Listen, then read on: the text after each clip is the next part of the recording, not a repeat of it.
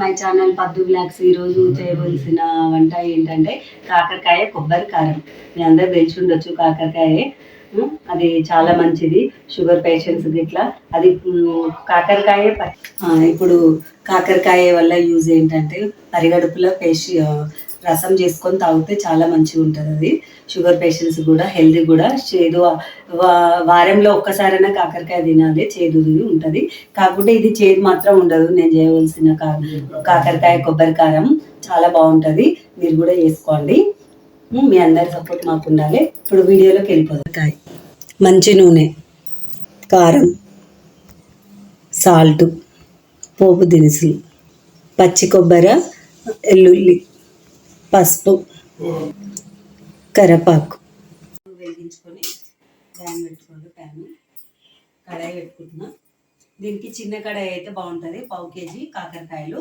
ఈ పైన ఉన్న ఈ బొడ్స్ ఉంటుంది చూడు, ఈ బొడ్స్ అంతా తీసేసుకొని మంచిగా కొంచెం సాల్ట్ వేసుకొని బాగా పిసికేసి కడుక్కొని తర్వాత గట్టిగా వాటర్ లేకుండా పిండుకొని కొద్దిసేపు ఉంచుకోవాలి. అప్పుడు బాగుంటుంది, చేదు అనేది ఉండదు అన్నమాట. దీని టెక్నిక్ అది. ఇప్పుడు ప్యాన్ హీట్ ఎక్కింది, ఆయిల్ పోసుకుంటున్నా. 1 కప్పు ఆయిల్, ఎందుకంటే ఇవి డీప్ ఫ్రై చేయాలి కదా, మన సరిపోకుండా చూసుకోవచ్చు. కొంచెం ఆయిల్ హీట్ ఎక్కాలి.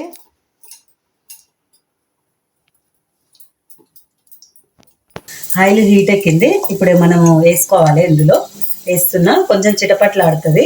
ఫేస్ కొంచెం దూరం పెట్టుకుని, ఎందుకంటే కొంచెం ఎంతైనా తడి ఉంటుంది. ఆ తడి అబ్జర్వ్ చేయాలంటే కొంచెం టైం పడుతుంది.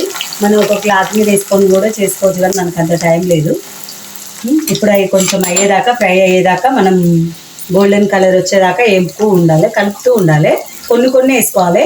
కాకుండా నేను చిన్న కడ ఎందుకు పెట్టుకున్నా అంటే 1/2 kg కాబట్టికే నేను చిన్నది పెట్టుకున్నా. అయినా కూడా ఈజీగా తొందరగా అయిపోతాయి ఇవి. కొంచెం అయినాయి, ఇంకా కొంచెం ఉంది. పచ్చి వాసన కూడా పోవాలి. ఇంకా కొంచెం బ్రౌన్ కలర్ ఒక్కొక్కటి వచ్చింది. సన్నగా ఉన్నాయి ఇవి, చాలా సన్నగా మంచిగా అయిపోయినాయి. వేడైపోయినాయి, మొత్తం కాగిపోయినాయి. ఇట్లా కావాలి. ఇట్లా అయితే అయినట్టు.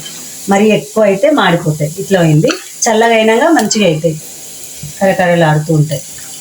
చాలా బాగుంటుంది, మీరు కూడా తీసుకోండి.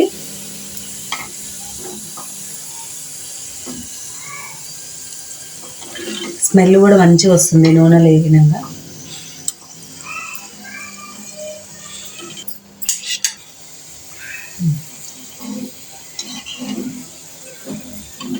ఇగో అయిపోయినాయి మొత్తం అన్నీ కంప్లీట్గా.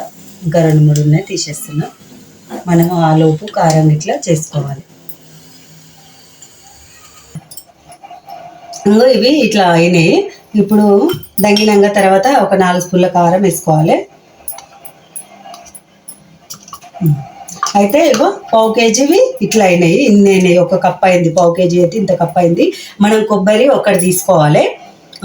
చిన్నపాటిది 1 కొబ్బరి తీసుకొని, ఎండు కొబ్బరి తీసుకొని దాన్ని కొంచెం పేల మీద పెట్టుకొని వేపుకోవాలి. ముక్కలు తీసుకొని, అప్పుడే టేస్ట్ ఉంటుంది. ఇప్పుడు మన దగ్గర నిప్పులు లేవు కాబట్టి నిప్పులలో కాల్చుకునేందుకు.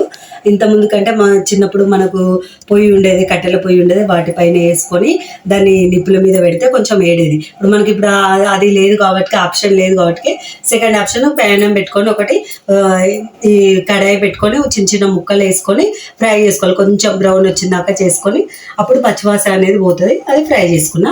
వెల్లుల్లి అవి 2 పేస్ట్ చేసుకుని ఇవి అయిపోయినాయి. ఇప్పుడు కారం కూడా అయిపోయింది, దంచుకుందాని. నేను చిన్నదే కాబట్టి పెద్ద రోడ్లో చేస్తలేను.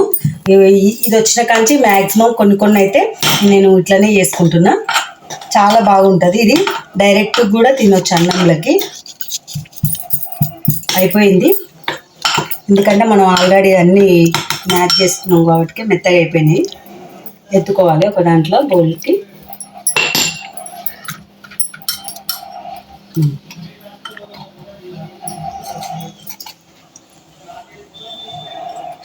మెత్తగా అయిపోయింది. ఇప్పుడు తీసేసుకున్నాను. మంచిగా అయిపోయింది. ఇట్లా కావాలి, పొడిగా అవుతుంది. ఇగో ఇట్లా కావాలి. మనము అప్పుడు చల్లారబెట్టుకొని ఆయిల్ గిట్ల అంతా చల్లారినాక వేసుకోవాలి. ఇంకా దీంతో మనకి ఏం పని ఉండదు. ఆల్రెడీ నూనె హీట్ ఎక్కుంది కదా, దాంట్లోనే మనం తాలింపు వేసుకుంటే అయిపోతుంది. ఇది డైరెక్ట్ కూడా తినొచ్చు అన్నంలోకి. చాలా బాగుంటుంది. జలుబు చేసినప్పుడు, అప్పుడు ఇందులో కొన్ని ధనియాలు వేసుకొని చేసుకుంటే బాగుంటుంది.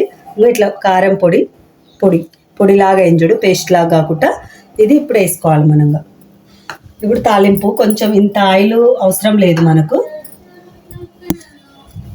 ఇగో ఆల్రెడీ నూనె వేడిగానే ఉంది, దాంట్లోనే మనం ఫ్రై చేసుకున్న దాంట్లోనే వేసుకోవాలి.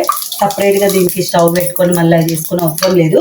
కొంచెం ఈ ఆయిల్ చల్లగైన దాకా చూసుకోవాలి మనం. కొంచెం పసుపు వేస్తున్నా, పచ్చిమిర్చి బాగా ఉంటుంది, చల్లగా కావాలి. ఆ లోపు మనం ఇది కలుపుకున్నాను.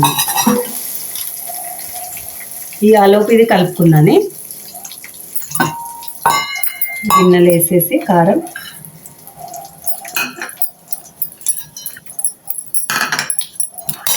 అసలు తాలింపు వేసుకోకుండా బాగానే ఉంటుంది, కానీ తాలింపు వేసుకుంటే ఎవరి ఇష్టం వాళ్ళది.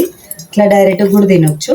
దీంట్లో ఆల్రెడీ ఆయిల్ ఉంటుంది, ఎక్కువ వేసుకోవద్దు. ఒక 2 స్పూన్ల ఆయిల్తోని వేసుకుంటే బాగుంటుంది. ఇక ఇట్లా కూడా పొడిలాడుతూ ఉంటుంది. మనం సాల్ట్ వేసుకోలే కదా, సాల్ట్ ఇప్పుడు ఒక 2 స్పూన్ల సాల్ట్, 1 స్పూన్ సరిపోతుంది. నేను తక్కువ అయిపోయినాయి కదా, స్పూన్ వేసిన. ఇప్పుడు కలుపుకుందాం.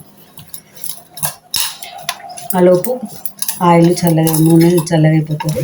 చల్లగానే మనం ఇందులో కలుపుకుందాని. నేను మర్చిపోయినా, దాంట్లోనే వేయాలి కారం దంచేటప్పుడే, సాల్ట్ మర్చిపోయాలి, అందుకే ఇప్పుడు వేసిన. ఇప్పుడు నూనె కూడా చల్లగా అయిపోయింది, మనం వేసేసుకుందాని. డైరెక్ట్గా ఇట్లా వేసుకోవచ్చు.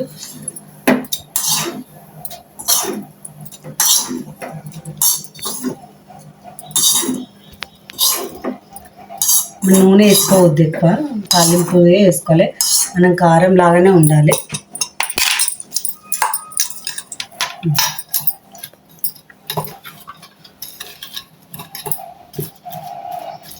అయిపోయింది ప్రాసెస్, అయిపోయింది. మనం ఒక బౌల్కి తీసుకున్నాను. మన బౌల్కి తీసుకుంటున్నాము, ఒక చిన్నదానికి సపరేట్ చేస్తున్నాం. ఇది కారం, కాకరకాయ కొబ్బరి కారము టేస్ట్ చేసి చెప్పాలి ఎట్లుందో. మొత్తం ఎత్తేస్తున్నా, దీంట్లోకి తీసుకుంటున్నా. చాలా బాగుంటుంది, మంచిగా కారంగా కొబ్బరి పండ్లకు తాకుతూ ఉంటుంది. తాలింపు దినుసులు కూడా చేసిన కాకరకాయ కొబ్బరి కారం రెడీ అయిపోయింది. టేస్ట్ చేసి చెప్పండి ఎలా ఉందో. నేను టేస్ట్ చేస్తా. ఈరోజు కాకరకాయ చేసిన కాకరకాయ కారం చాలా బాగుంటుంది.